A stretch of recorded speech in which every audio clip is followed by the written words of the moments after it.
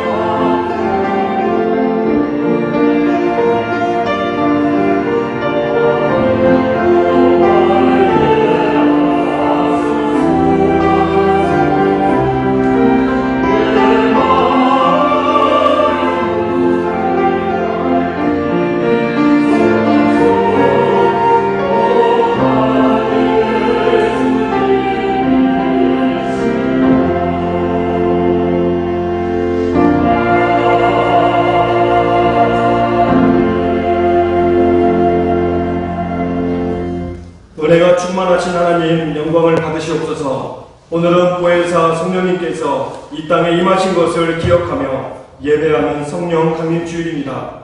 오순절 마가다락방에서 기도하던 제자들에게 임하셨던 것과 같이 보혜사 성령님이여 오늘 정성껏 예배하는 우리들에게도 임하여 주옵소서. 사모하는 모든 성도들에게 불과 같이 뜨겁게 비둘기같이 온유하게 바람같이 신비롭게 만나 주시옵소서.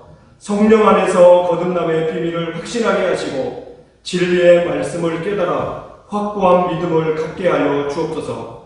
우리 주님 예수님의 이름으로 기원하옵나이다. 아멘.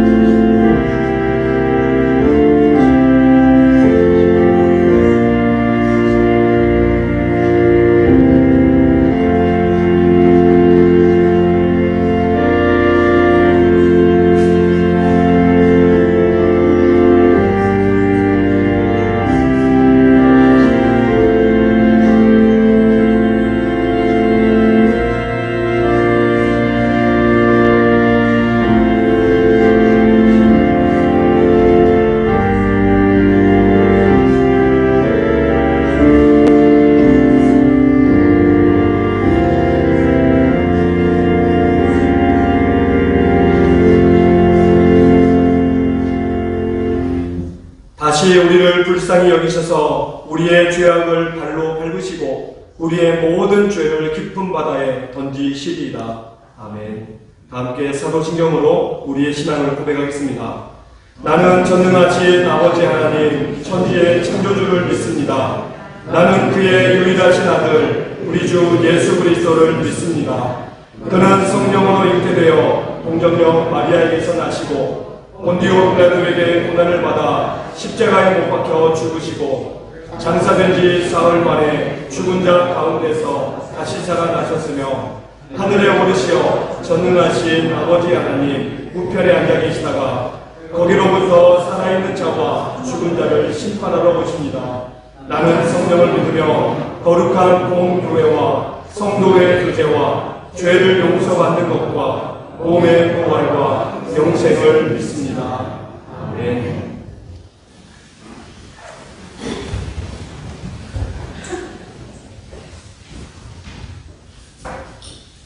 그 후에 내가 내 영을 만민에게 부어주리니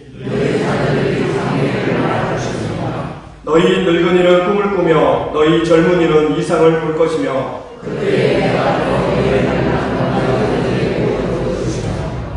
내가 이적을 하늘과 땅에 베풀리니 곧 피와 불과 연기 기둥이라. 해가 어두워지고 달이 핏빛같이 변하리니와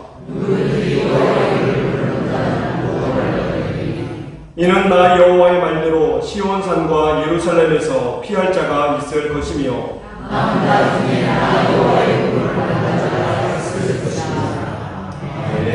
Oh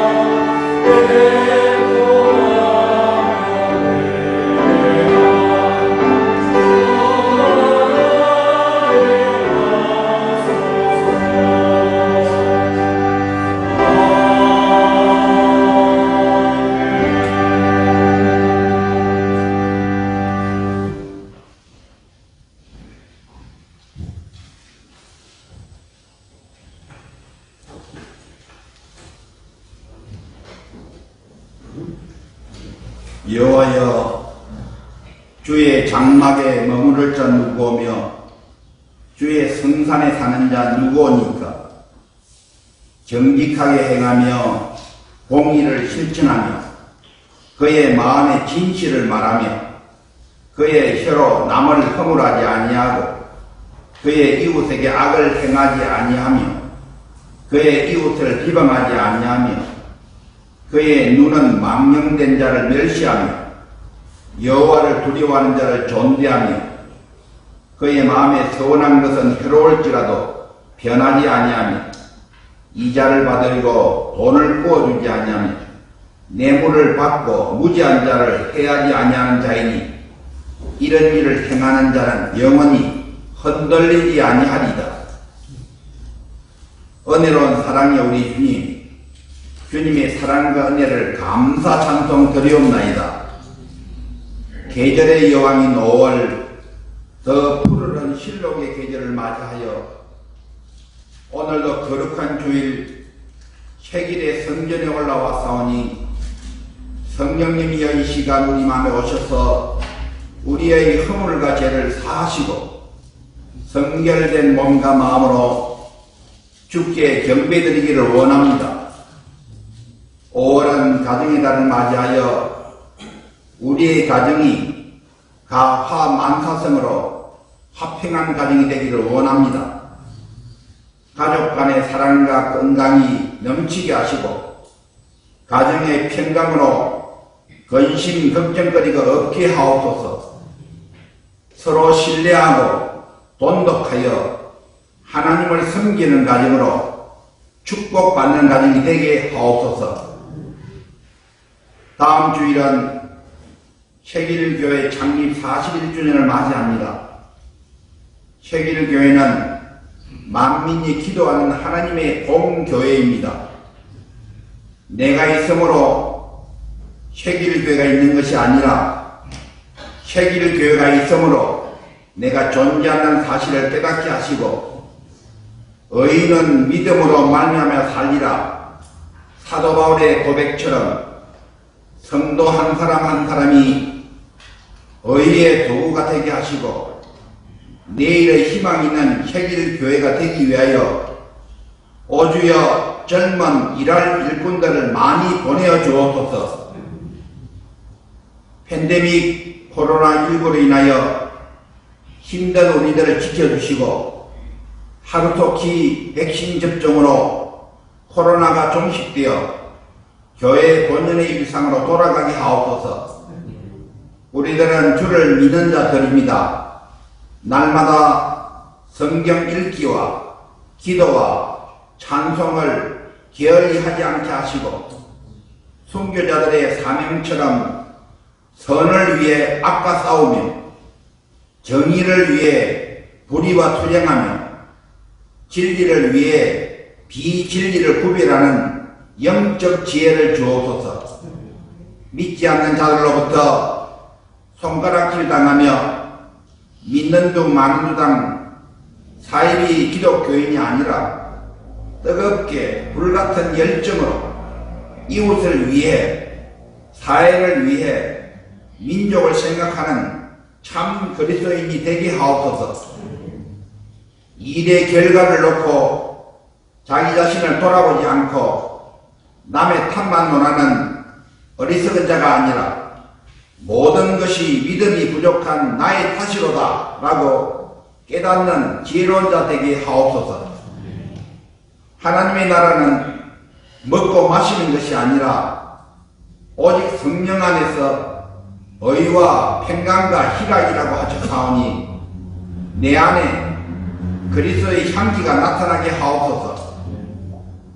오늘도 말씀을 선포하는 김민수 목사님의 말씀에 감동 감화되어 은혜의 바다에 침잠케 하옵소서.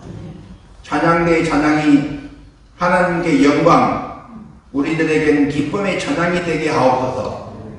우리를 죄에서 구원하여 주신 우리 주 예수 그리스도의 이름으로 기도드립니다.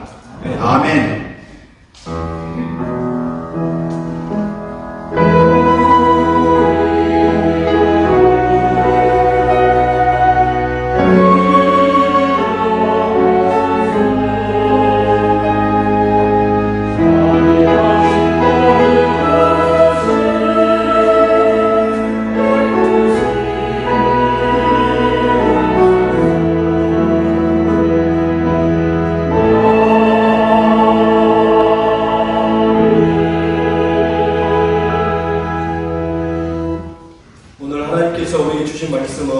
신약성경 요한복음의 말씀입니다. 요한복음 14장 16절에서 18절의 말씀을 우리 한 목소리로 같이 읽도록 하겠습니다.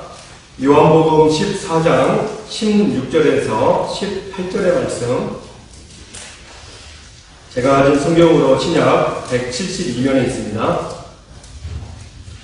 자시었을 때 우리 한 목소리로 같이 읽도록 하겠습니다. 내가 여호와 아버지께 구하겠으니 그가 또 다른 보혜사를 너희에게 주사 영원토록 너희와 함께 있게 하리니 그는 진리의 영이라. 세상은 능히 그를 받지 못하나니 이는 그를 보지도 못하고 알지도 못함이라. 그러나 너희는 그를 아나니 그는 너희와 함께 거하시며 또 너희 속에 계시겠습니다. 내가 너희를 보아와 같이 보여두지 아니하고 너희에게로 오리라. 아멘.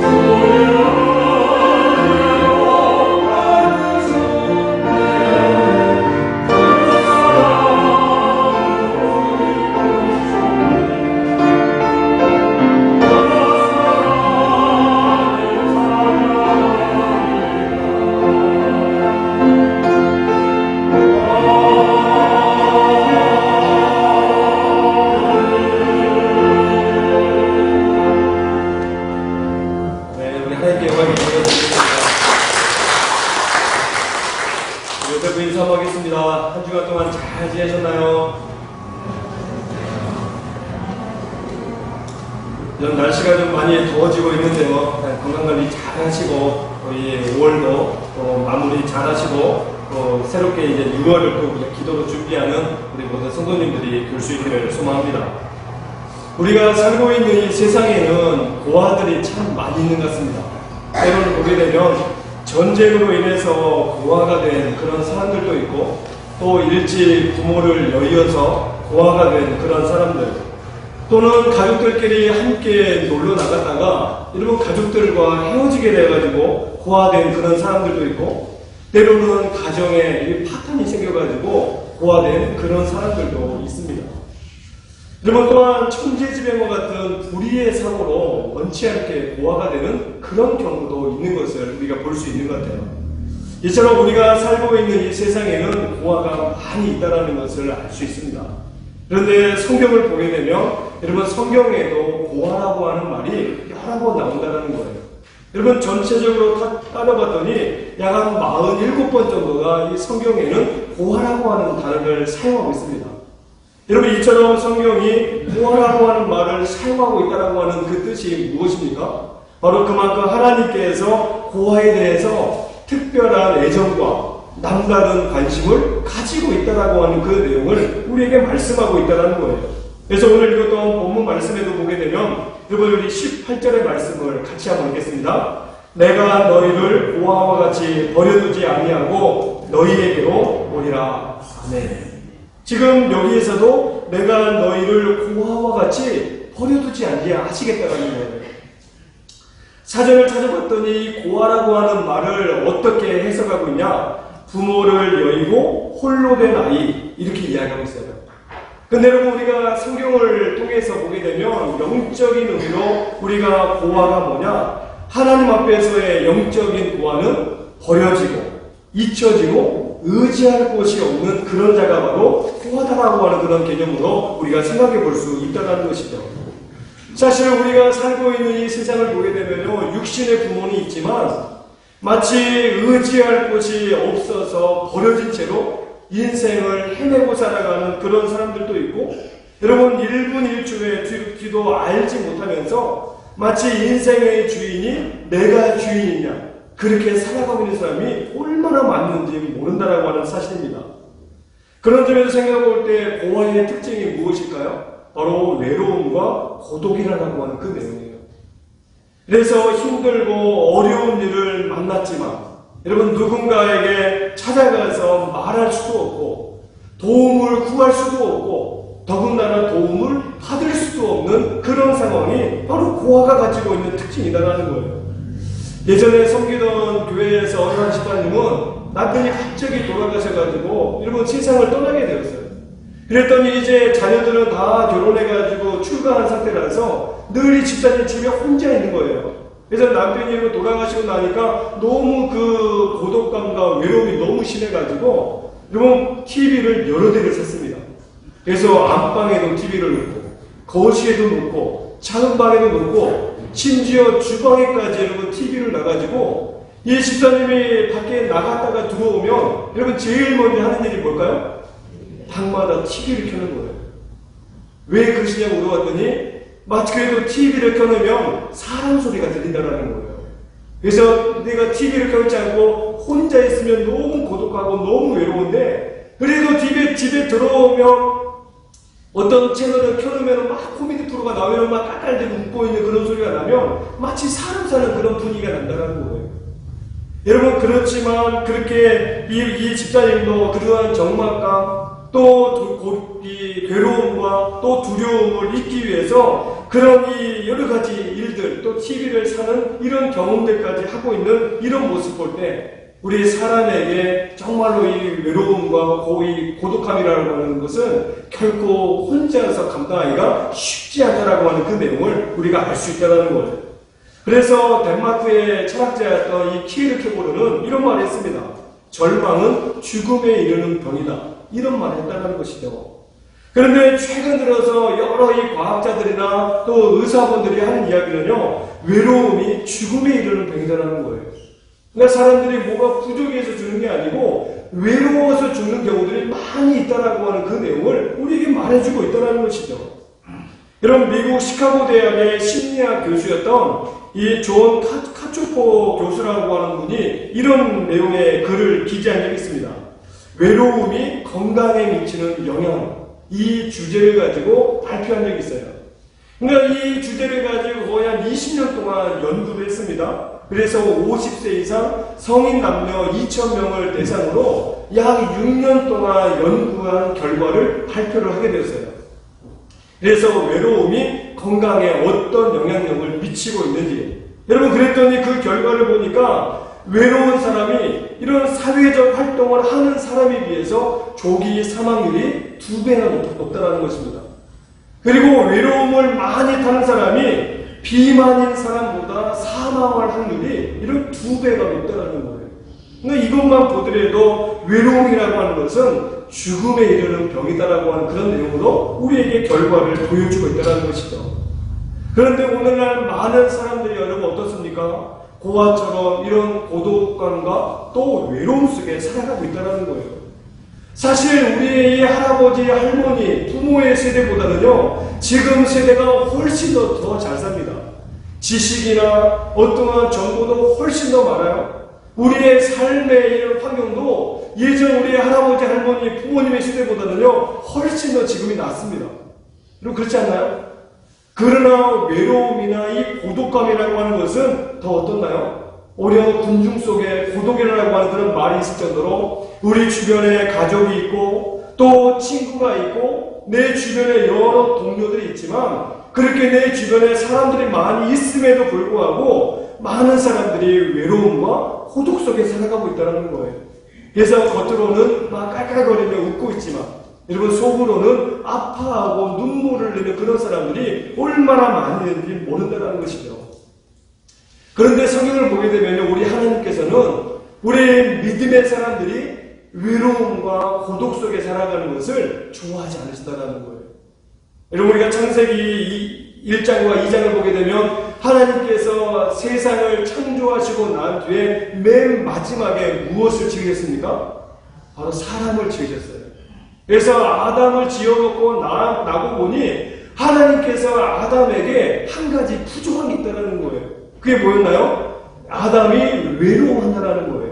그래서 하나님께서 이 외로워하고 고독함을 느끼고 있는 이 아담에게 어떻게 하셨나요? 여러분 그에게 돕는 배필 이 하와를 만들어 주셨다는 거예요. 그래서 창세기 2장 18절 말씀 보시면 여호와 하나님이 이르시되 사람이 혼자 사는 것이 좋지 아니하니 내가 그를 위하여 돕는 배필을 지으리라.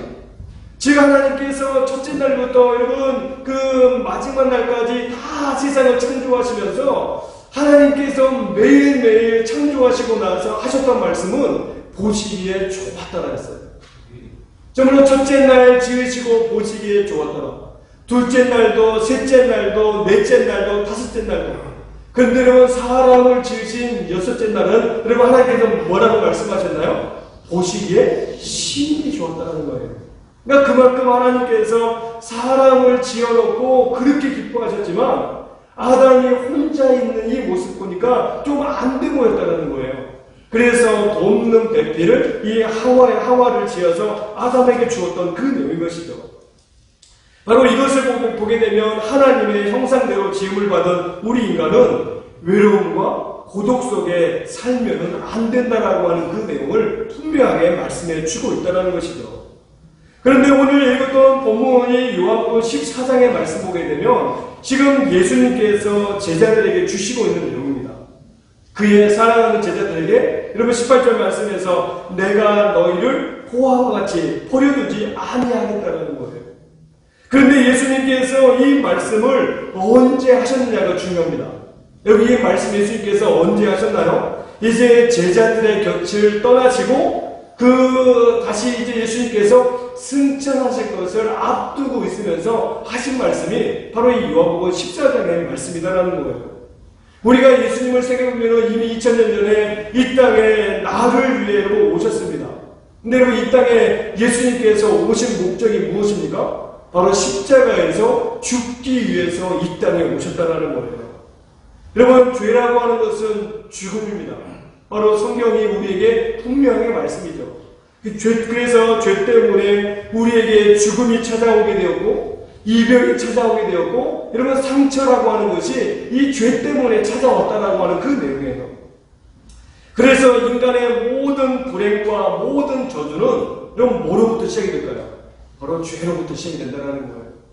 그래서 예수님께서 우리 인간의 모든 불행과 이 저주의 문제를 해결하기 위해서 이 땅에 십자가를 지시기 위해서 이 땅에 오셨다는 거예요.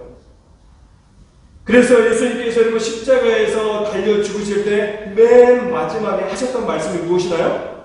다 이루셨다 했습니다. 여러분 이 말은 헬라어로 이야기하면 테텔레스타입니다. 테텔레스타.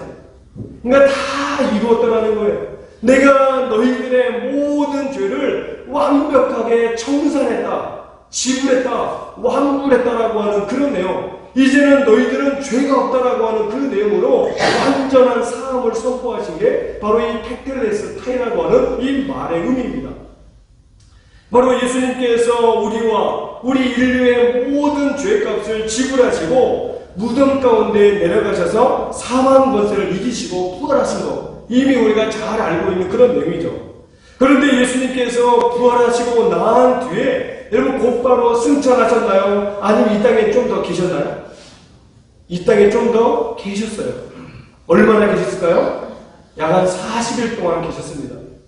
그래서 예수님께서 이 40일 동안 이 땅에 계시면서 하나님의 나라를, 즉 복음을 전하시고 이제는 다 복음을 전하시고 난 뒤에 그 500여 형제들이 보는, 여러분 500여 형제의 눈만 따지면 눈이 1000개예요. 500여 형제들이 보는 그 가운데 하늘로 올라가시면서 우리들에게 여러분 주셨던 그 말씀이 무엇입니까? 바로 18절 그 하바넬의 말씀 보게 되면 내가 너희에게 오겠다라는 거예요. 다시 오시겠다라고 하는 그 말씀. 여기서 여러분 다시 오겠다라고 하는 이 말씀은요, 내가 하늘로 승천해서 올라갔다가 올라간 그대로 다시 오겠다라고 하는 그런 말씀이 아니에요. 나는 아버지 나라로, 즉 하나님의 나라로 승천해 올라가겠지만 내가 하나님의 나라에 가 있는 동안에 또 다른 보혜사, 즉 또 다른 하나님을 너희들에게 보내시겠다는 거예요. 여러분 그분이 누구입니까? 바로 성령님이라는 거예요. 그래서 오늘 우리가 이 5월 23일 이 주일을 우리 교단에서는 성령 강림 주일로 우리가 지키고 있는 것입니다.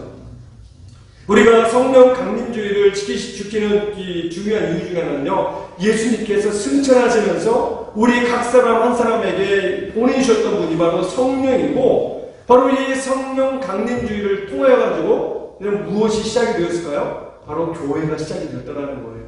그렇기 때문에 이 절기로 따져볼 때 이 성령 강림주의는 굉장히 중요한 의미를 담고 있다고 하는 그 내용이에요. 그래서 오늘 읽었던 16절의 말씀 우리 한 번 더 같이 읽겠습니다. 16절입니다. 내가 아버지께 구하겠으니 그가 또 다른 보혜사를 너희에게 주사 영원토록 너희와 함께 있게 하리니. 아멘. 전에도 한번 말씀드렸죠. 이 보혜사라고 하는 말의 뜻은요, 곁에서 돕는다라고 하는 그런 뜻을 갖고 있어요. 마치 여러분 운동하는 선수에게 코치가 굉장히 중요한 역할을 하죠. 여러분 선수의 그 몸의 상태라든지, 예를 들면 뭐 야구를 비를 들면 예를 들어 투수면 공을 던지는 자세라든지, 또는 타자가 타격하는 그런 자세라든지, 어디 뭐 컨디션이 나쁘지 않은지 늘 하나하나 꼼꼼하게 체크해 주는 게 바로 코치가 하는 그런 일이에요. 그렇기 때문에 이 코치가 옆에 있어가지고 여러분 하나부터 10까지 다 신경 써준다라고 하는 것은 선수에게는 너무나 중요합니다. 마찬가지로 성령께서 우리 곁에 계셔가지고 여러분 우리의 육신의 눈으로 그 성령께서 보이시진 않지만 내가 여러분 어디에 있든지 내가 무슨 일을 하든지 늘 나와 함께 하시고 나와 동행해 주신다라고 하는 이 사실생각을 볼 때 이것이 우리에게 얼마나 큰 은혜인지 모른다라고 하는 그 내용이죠. 여러분 이것만큼 신비롭고 이것만큼 놀라운 일은 없는 것 같습니다. 왜냐하면 온 우주 만물을 창조하시고 지금도 전능하신 그 하나님께서 피조물 된 우리 인간 안에 들어오신다라고 하는 것은요, 이건 놀랍고 신비한 일이다라는 거예요. 어떻게 여러분 그 전지전능하시고 창조주 되신 그 하나님께서 내 안에 들어오실 수 있냐라고 하는 그 말이죠. 여러분 내 안에 들어오셔가지고 내게 잠깐 손님으로 와 계시는 것이 아니고 여러분 어떻게 하신다고 말씀하시나요? 우리 안에 들어오셔가지고 거처를 삼으시고 나와 여러분 잠시 잠깐인가요? 영원토록인가요? 영원토록 함께 하시기 위해서 여러분 내게 오셨다라고 하는 그 내용이에요. 우리가 세상에 그 어떤 종교를 보더라도요, 정말로 그 절대자이신 그 신이 인간에게 찾아와서 우리 안에 거주하고 그래서 나와 동행하겠다고 말해주고 있는 종교는 없다라는 거예요. 여러분 오직 기독교가 유일합니다. 정말 그 세상의 어떤 종교도 다 인간이 신을 찾아가지 신이 인간에게 찾아오는 종교는 기독교밖에 없다라는 거예요. 여러분 그렇기 때문에 우리에게 성령께서 내게 찾아오셨다라고 하는 이것이 얼마나 놀랍고 얼마나 신비한 일인지 모른다라고 하는 그 내용이죠. 그래서 이 상반 17절 상반절에 보게 되면 이렇게 말씀해요. 그는 진리의 영이라 세상은 능히 그를 받지 못하나니. 여러분 성령께서 우리에게 오셔가지고 우리를 진리 가운데로 인도하신다라고 하는 말씀하시는데 세상 사람들은 이것을 모른다라는 거예요. 여러분 왜 모를까요? 여러분 그들은 성령을 받은 적도 없고 성령의 역사를 본 적도 없고 성령을 알지도 못한다라는 거예요. 그러나 오늘 이 시간 예배하는 우리들은 어떻습니까? 여러분 17절 중반절에 보시면 그러나 너희는 그를 아나니 그는 너희와 함께 거하시며 또 너희 속에 계시겠습니다. 아멘이십니까?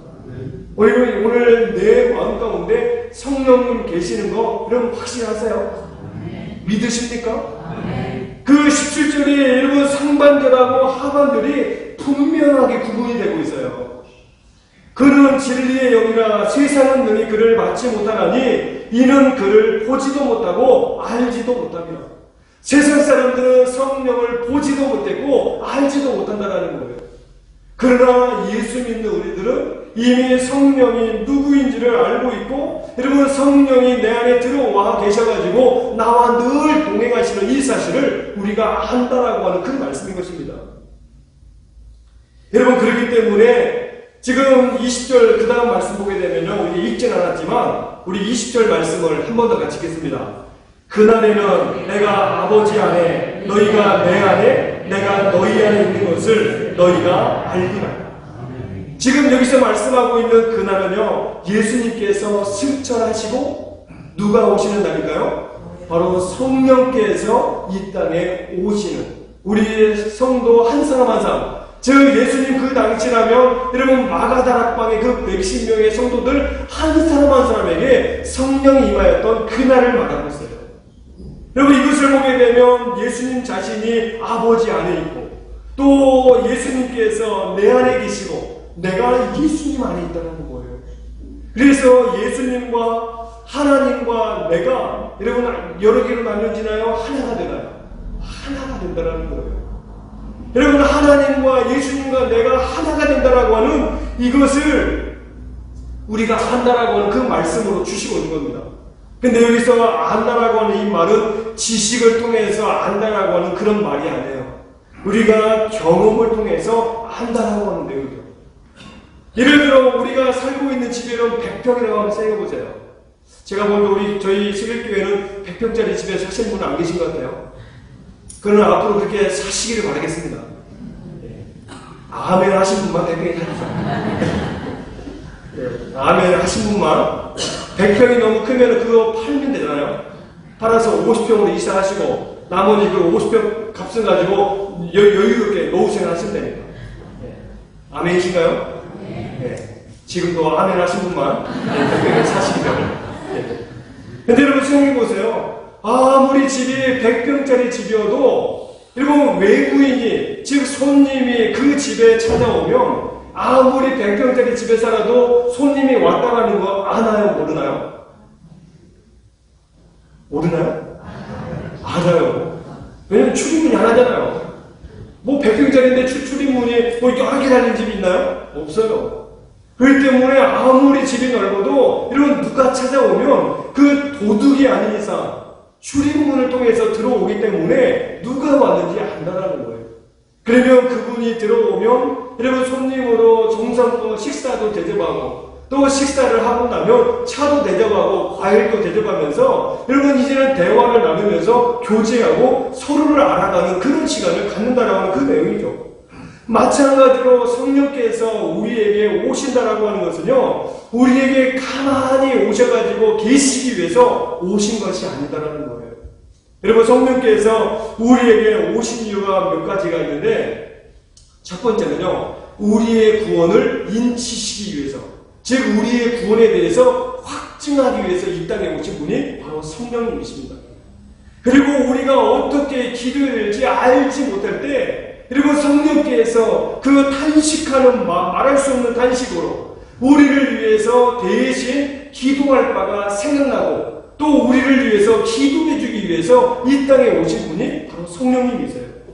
그리고 오늘 11절 말씀처럼 우리를 진리 가운데로 인도하기 위해서 성령께서 오셨고 또 때로는 내가 힘들고 때로는 외롭고 때로는 고통스러워할 때 우리를 격려하고 위로해 주기 위해서 이 땅에 오신 분이 바로 성령님이십니다. 그리고 예수님께서 이 땅에 오셔가지고 행하셨던 여러분 세 가지 큰 사역이 있죠.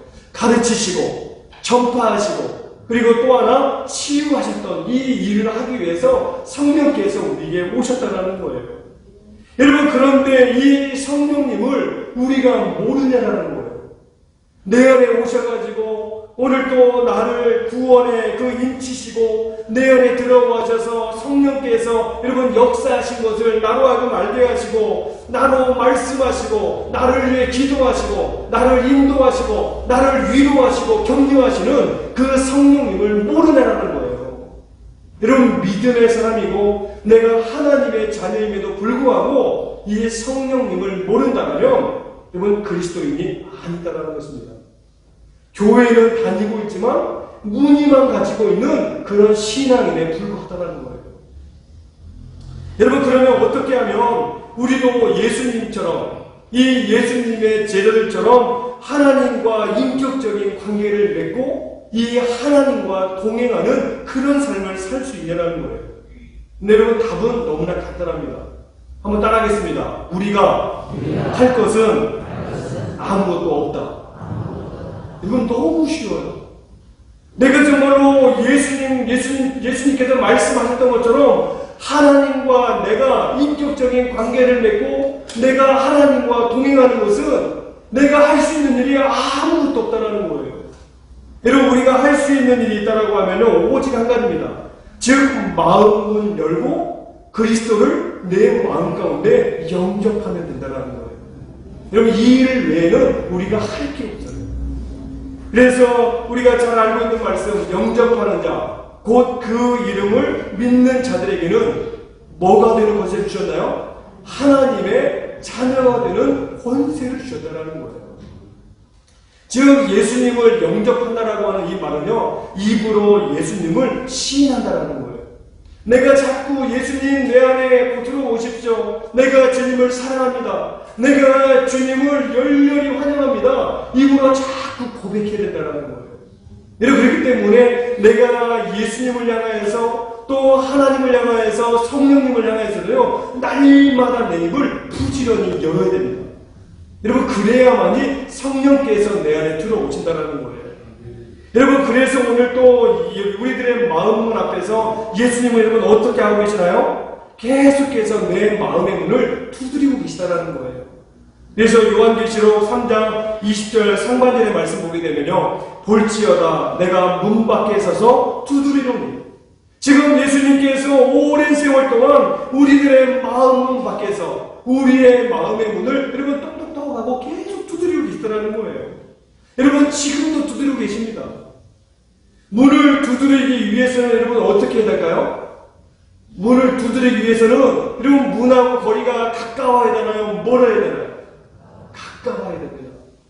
그런 점에서 예수님께서 우리의 마음은 가까이에 와 계시다라고 하는 것은 예수님께서 내게 지금 가장 가까이 와 계시다라고 하는 증거가 된다는 거예요. 여러분 한번 생각해 보십시오. 사람이 문을 두드려야 되는데 문을 두드리는데 뭐 한 5m 밖에서 10m 밖에서 문을 두드린다는 것은 어렵다는 거예요. 제가 그 예배 전에 우리 성도님께 그 문자를 하나 제가 보내드렸거든요. 제가 이 화면으로 이 화면을 띄울 수 없어가지고 영국의 화가였던 윌리엄 홀만 헌터가 그렸던 세상의 빛이라고 하는 성화가 있습니다. 여러분 그 사진을 보시면 예수님께서 가시관을 쓰시고 왼손에는 등불을 들고 오른손에는 문을 조용히 두드리고 있는 그 장면이 그려지고 있어요. 근데 뭐 그 문에는요 담쟁이 넝쿨이 휘감겨 있고 그리고 그 문 아래쪽을 보게 되면 이런 잡초가 우거져 있어요. 이런 뭘 말씀하고 있는 것일까요? 이미 이 집의 문이 오랫도록 열리고 있지 않았다라고 하는 그 내용이에요. 지금 이 작가가 그림을 그리려고 하는 거는요, 정말로 자기 사람의 마음의 그 상태를 뜻하고 있는 겁니다. 그렇기 때문에, 그리고 이 그림을 보게 되면 이 문에는요, 손잡이가 없어요. 즉, 안에서 주인이 문을 열어 주어야만이 이 문 안으로 들어갈 수 있다라고 하는 것이죠. 우리가 예수님을 생각해보면 전능하신 하나님이시죠. 이런 풍랑도 잔잔케 하고, 죽었던 나사로도 다시 살리시고, 귀신 들렸던 사람도 귀신을 쫓아내는 그런 놀라운 능력과 힘을 가지신 분이 예수님이세요. 그러나 그 예수님은요, 우리의 마음의 문으로 들어오시기 위해서 강제로 우리의 문을 막 열고 폭력을 행하시는 그런 분이 아니시다라는 거예요. 여러분, 내가 문을 열어줄 때까지, 내가 마음의 문을 열어줄 때까지 끊임없이 뭐 하실까요? 문을 두드리고 계시다는 거예요. 여러분, 지금도 이 예배하는 이 시간에 우리의 마음의 문, 아직도 내 마음 가운데 예수님을 영접하지 못한 그런 분이 계시다면 지금도 예수님은 그 사람의 마음의 문 앞에서 여러분 똑똑똑하고 계속 두드리고 계시다는 겁니다. 여러분, 그러면 왜 예수님께서 우리가 마음의 문을 열지도 않고 우리가 열 생각도 하고 있지도 않는데 왜 우리의 마음 문 앞에서, 여러분 문 앞에서 똑똑똑하고 계속 문을 두드리고 계시는 것일까요? 그것도 한두 번 두드리는 것으로 끝나지 않고 계속해서 그 문을 두드리고 계시는 것일까요? 여러분, 그 답이 요한계시록 3장 20절 하반절에 이렇게 답을 하고 있습니다. 내가 그에게로 들어가 그와 더불어 먹고 그는 나와 더불어 먹으리라. 즉 예수님께서 우리에게 왜 들어오려고 하시나요? 나와 더불어 먹기 위함이라는 거예요. 즉 내가 예수님 안에 들어가 또 예수님께서 내 안에 들어와 계셔가지고 늘 함께 교제 나누고 또 동거하고 늘 함께 하기 위해서 우리에게 여러분 늘 우리의 마음문 들어오시려고 계속해서 마음의 문을 똑똑똑하고 두드리고 계시다라고 하는 그 내용이죠. 그래서 오늘 본문에서도 예수님께서 말씀하시는 것은 내가 너를 고아와 같이 혼자 두지 않겠다를 그렇게 말씀하고 있는 거예요. 내가 여러분 마음의 문에 예수님이 들어가 계시지 않으면 나는 여전히 영적인 고아로 살아갈 수밖에 없다는 것이죠. 그런데 예수님께서는 우리가 고아로 살아가는 것을 여러분 원하실까요? 원하지 않으실까요? 원하시지 않는다는 거예요. 바로 본문이 우리에게 말씀하는 내용이죠. 그래서 우리가 인생에 있어서 행복이 뭐냐를 생각해 볼 때요, 결코 소유가 아니다라는 거예요. 내가 얼마나 소유를 하고 있느냐, 얼마나 많이 가지고 있느냐, 이것에 여러분 행복이 달려있지 않아요. 여러분 행복에 무엇으로 인해서 결정이 되느냐? 관계입니다. 관계예요. 내가 누구를 만나고 누구와 여러분 어떤 관계를 맺느냐, 이것이 우리의 행복을 결정한다라고 하는 그 내용이에요. 그래서 우리는 하나님의 형상대로 지음을 받은 우리 인간은 하나님과의 관계가 회복이 되지 않으면 여러분 결코 행복하게 살아갈 수 없다는 거예요. 왜냐? 하나님께서 우리를 그렇게 지으셨기 때문입니다. 여러분 성경이 로마서를 보게 되면 우리 분명히 말씀하죠. 내가 여러분 예수님과 화평을 이루기 전까지 우리의 이 원래 상태가 어떤 상태였습니까? 이미 하나님과 내가 원수의 상태였어요. 본질상 진노의 자녀였습니다. 내가 하나님과 원수의 관계고 본질상 진노의 자녀인데 내가 여러분 물질이 많다고 해서 행복할 수 있을까요? 결코 행복할 수 없다는 거예요. 예를 들어 우리 자녀들이 여러분 학교에 다니는데 여러분 학교에서 우리 자녀들 손주들이 학교 선생님하고 관계가 여러분 좋지 않다고 생각해보세요. 학교에 가면 왜 그런지 이유를 모르게 선생님이 자꾸 아이에게 보면은 막 지적만 하고 자꾸 아이는 싫어하는 그런 심부름을 자꾸 시킨다 생각해보세요. 여러분 아이가 이것도 한두 번이지 계속 쌓이고 쌓이면 여러분 교회 가고 싶은 아니 학교 가고 싶은 마음이 생길까요? 생기지 않을까요?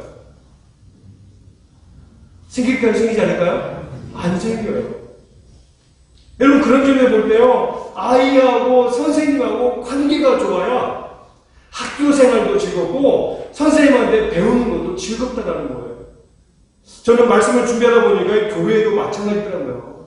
여러분 분명 하나님과 나와의 관계가 우선이지만 여러분 또 하나의 관계는요 이 교회를 다니시면서 이 목사와 관계가 좋아야지 목사와 관계가 안 좋으면 여러분 교회를 오고 싶을까요? 안 오고 싶을까요? 안 오고 싶어요. 아, 뭐 이 교회 아니면 뭐 갈 교회 없냐? 내가 딴 교회 가지 마라. 여러분 그런 분도 많잖아요. 예. 여러분 사실 성도들이 다른 교회로 떠나는 이유가 무엇입니까? 하나님이 싫어가지고 다른 교회 가는 성도는 전 지금까지 한 번도 본 적이 없어요. 그렇죠? 목사가 싫어가지고 때로는 장로님이 싫어가지고 권사님 싫어가지고 집사님 싫어가지고 근데 전에 제가 말씀드렸죠? 여러분 그렇게 싫어가지고 또 다른 교회 가면은 뭐가 기다리고 있다고요? 세계교회보다 더한 분이 기다리고 있어요. 더한 분이 기다려요. 그 때문에 내가 이 지금의 상태를 벗어나기 위해서 다른 교회 가려고 마음먹는다. 여러분 각오를 큰 각오를 하고 가실 준비를 하셔야 돼요. 여러분 더한 분이 기다리고 계시니까. 네. 저도 세계교회를 섬기면서 또 한 분도 이런 얘기를 전에 하신 게 있어요. 여러분 교회에 보게 되면 헌금이 온라인으로 들어올 때 제 이름으로 들어옵니다. 그랬더니 어떤 한 분이 왜 헌금이 목사님 통장으로 들어갑니까? 나 헌금 안 하겠습니다. 이렇게 이야기하시는 분 계시더라고요. 근데 뭐 온라인으로 헌금한다고 해서 제 통장으로 들어오는 게 아니에요. 여러분 어디로 들어갈까요? 교회로 들어갑니다. 여러분 이 행정상 교회 대표자로 제가 돼 있어가지고 제 이름으로 이 통장을 만들 뿐이지 실제로 누가 헌금 11조를 했다고 해서 그 11조가 제게 그대로 들어오는 게 아니에요. 오해를 혹시 또 누군가 또 오해하실 분이 계시지 않을까 싶어서 한번 이렇게 말씀을 드렸어요. 여러분 이런 것들을 생각해 볼 때 정말로 우리가 관계가 제대로 형성이 되잖아요. 우리가 뭐 직장 생활도 마찬가지고 교회 생활도 마찬가지고 우리의 모든 우리가 모여지는 그 모든 공동체는 여러분 다 어려워진다라고 하는 그 내용인 것입니다. 우리가 예수 믿는 여러분 이유가 무엇입니까? 건강해지려고? 때로는 부자가 되기 위해서? 여러분 결코 아니에요. 우리가 예수 믿는 이유는 여러분 단 한 가지입니다. 바로 예수님과 여러분 좋은 바른 관계를 맺기 위해서예요. 그래서 성경을 보게 되면요 우리가 예수 믿는 것을 성경은 무엇으로 표현하고 있냐? 여러분 관계로 표현하고 있다는 거예요. 그래서 예수님께서 나의 신랑이 되고 내가 신부가 되는 그런 관계, 그리고 예수님께서 나에게 목자가 되어주시고 나는 예수님의 양이 되는 그런 관계, 그리고 예수님께서 우리의 아빠 아버지가 되시고 내가 그분의 자녀가 되는 그런 관계적인 개념으로 우리에게 설명하고 있다는 거예요. 여러분 그래서 요한복음 1장 12절 말씀 영접하는 자 곧 그 이름을 믿는 자들에게는 하나님의 권세가 되는 자녀가 되는 권세를 주셨습니다. 그러니까 즉 이것을 보게 되면요 예수님을 영접하게 되면 우리의 신분이 달라진다는 거예요. 어떤 신분입니까? 바로 예수님의 그 하나님의 자녀가 되는 권세가 우리에게 주어진다라고 하는 그 내용이죠. 여러분 그렇기 때문에 내가 하나님의 자녀가 된다라고 하는 것은요 법적으로 예수님께서 나의 아빠 아버지가 된다라고 하는 이 내용뿐만 아니라 예수님께서 우리를 종의 영이 아닌 우리에게는 어떤 영을 주셨습니까? 양자의 영, 즉 아들의 영을 우리에게 주셨다라는 거예요. 그래서 예수님께서 하나님 아버지를 향하여서 아빠 아버지라고 부르던 것처럼 우리도 하나님 아버지를 아빠 아버지라고 부를 수 있는 그 특권을 우리에게 주셨다는 거예요. 여러분 로마서 8장 15절입니다. 너희는 다시 무서워하는 종의 영을 받지 아니하고 양자의 영을 받았으므로 우리가 아빠 아버지라고 부르짖느니라. 만약 우리가 여러분 하나님을 향하여서 우리가 정말로 아버지가 아니고 우리의 주인이 된다고 생각해 보세요. 내가 하나님으로부터 이 양자의 영을 받지 않고 종의 영을 받았다라고 하면 하나님을 향하여서 여러분 아버지로 부를 수 있겠어요? 못 부릅니다. 주인으로 불러야 된다는 거예요. 하나님께서 나의 주인이시고 나는 종이기 때문에 늘 종은 주인에게 여러분 두려운 마음을 가질 수밖에 없어요. 그러나 하나님은 우리에게 이런 종의 영이 아닌 여러분 양자의 영, 하나님을 아버지라 부를 수 있는 그런 영을 우리에게 주셨다는 것입니다. 여기서 부른다라고 하는 그 내용은요, 우리가 기도할 수 있다는 거예요. 그래서 내게 어려움이 생기고 문제가 생기면 내 힘으로 해결할 수 없으니까 하나님 나를 도와주세요 하고 하나님께 전적으로 다 맡기는 그런 이 기도를 우리에게 주셨다라고 하는 그 내용이죠. 이것을 생각해 볼 때 우리가 예수 믿는다라고 하는 이 사실은요, 교회에 다니는 그런 정도가 아니다라는 거예요. 즉 예수님을 영접함으로 그분과 내가 인격적인 관계를 맺는 것입니다. 우리가 이 세상에 살아갈 때는 광야 같다라고 하잖아요. 근데 이 광야 같은 그 나그네 인생길에서 우리를 혼자 내버려두지 않았다라는 거예요. 오늘 본문에서처럼 코와 같이 내버려두지 않으시고 아버지께서 우리를 여러분 자녀로 삼으시고 내가 어떤 자리, 어떤 환경에 있든지 늘 우리로 하여금 하나님의 돌보심 가운데 살아가도록 우리를 이끄시나라고 그렇게 말씀하고 있는 것입니다. 그렇기 때문에 사랑하는 성도 여러분, 우리의 마음 문을 여셔서 이제는 주님께서 내 안에 들어오시도록 여러분 그분을 영접하시길 바라겠습니다. 그래서 늘 그 예수님과 함께 이제는 인격적인 관계로 늘 정말 하나가 되고 그래서 우리의 남은 인생이 늘 주님 때문에 동행하고 그런 기쁨의 은혜가 넘치는 우리 삶이 될 수 있기를 소망합니다. 여러분 우리가 골든타임이라고 하는 말을 많이 사용하고 있죠. 특별히 구조 작업할 때 이 골든타임이라고 하는 시간이 굉장히 중요하다는 거예요. 이 골든타임을 잃어버리면 여러분 생명을 구할 수가 없어요. 그런데 우리의 영적인 상태도요, 이 골든타임이 있다는 거예요. 내가 죄사함을 받고 하나님의 자녀가 될 수 있고 또 하나님과 좋은 관계, 바른 관계를 맺을 수 있는 인생의 골든타임이 있다는 것이죠. 여러분 이것은 내일이라고 하는 것은 나의 시간이 아닙니다.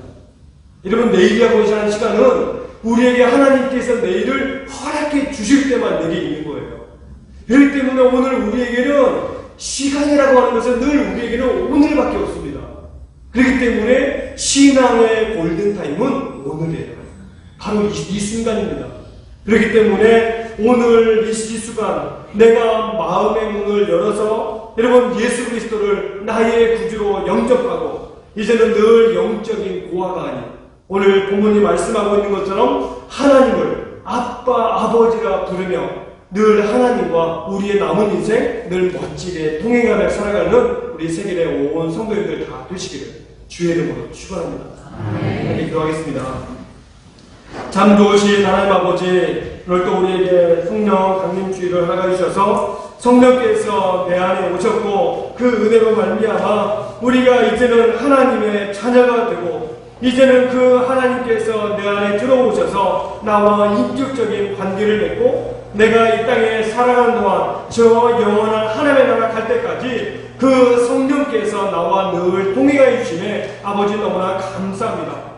우리 모두가 매 순간순간 예수님께서 내 마음 안에 계시도록 늘 우리가 힘껏 예수님을 모실 수 있는 그 열심을 우리 모두가 늘게 하시고 그래서 늘 예수님이 내 안에서 떠나지 않고 늘 함께하는 그런 은혜를 누리며 살아가는 우리 모두가 다 될 수 있도록 하나님 함께하여 주옵소서. 우리 주님 예수님의 이름으로 감사기도 드리옵나이다. 아멘.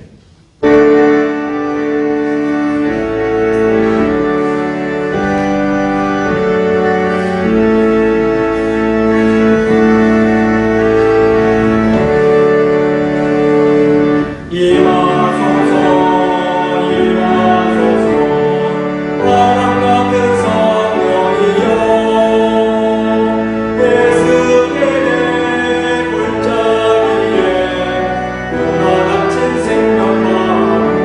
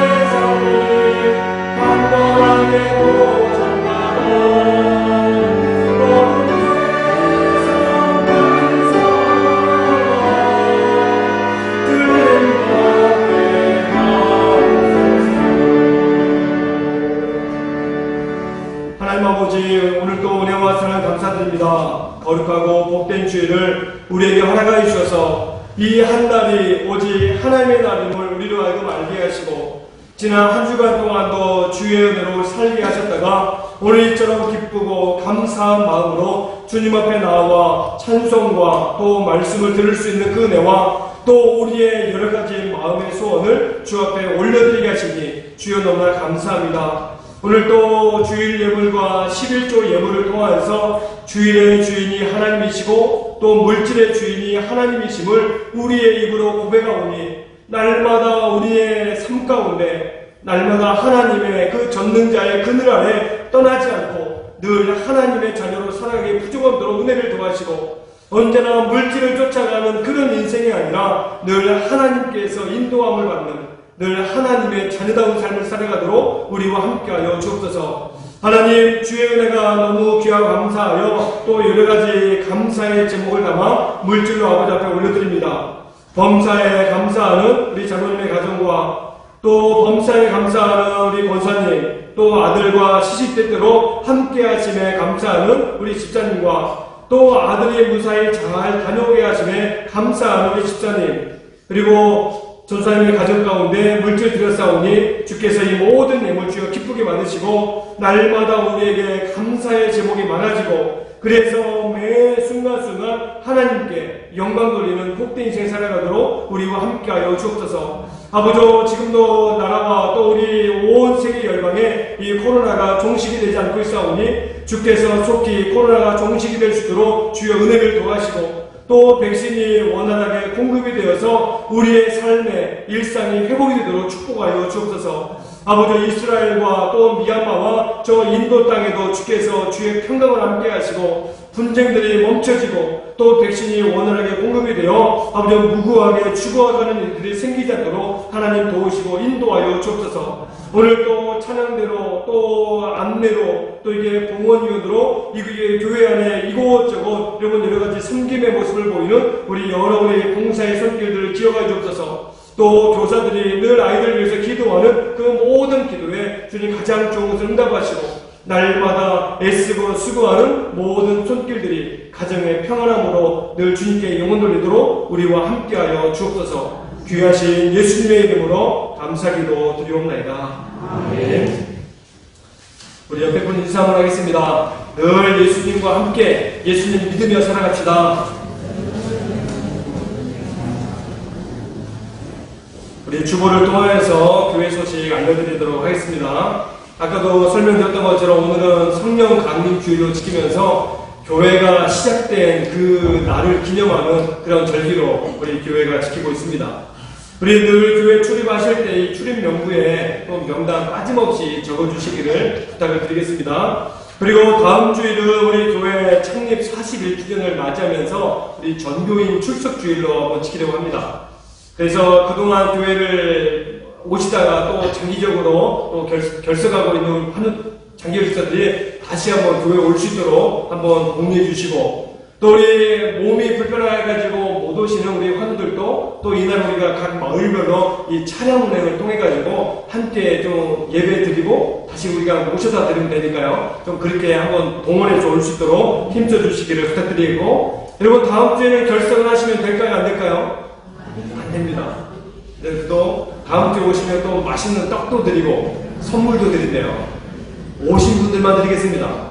네, 그렇기 때문에 한 분도 빠짐없이 다 출석해 주시기를 부탁드리고 이제 오늘부터 우리 지난번 우리 선거했던 우리 항존지 피택자 교육이 오늘부터 있겠습니다. 오늘 오후 12시 50분 찬양 드릴 수 있겠고 우리 권차례와 구역장 모임은 주보를 참고해 주시면 되겠습니다. 그리고 오늘 예배 마치고 나면 이 본당 자리에서 우리 다음 주 우리 창립기념일 준비를 위해서 우리 점검 차원에서 우리 재직부서 부장님들 모임을 잠깐 우리 갖도록 할 테니까요. 우리 부장님들은 다 본당에 남아주시기를 부탁을 드리겠습니다. 우리 다 함께 일어나셔서 결단의 찬양 부르고 축도함으로 예배를 마치도록 하겠습니다.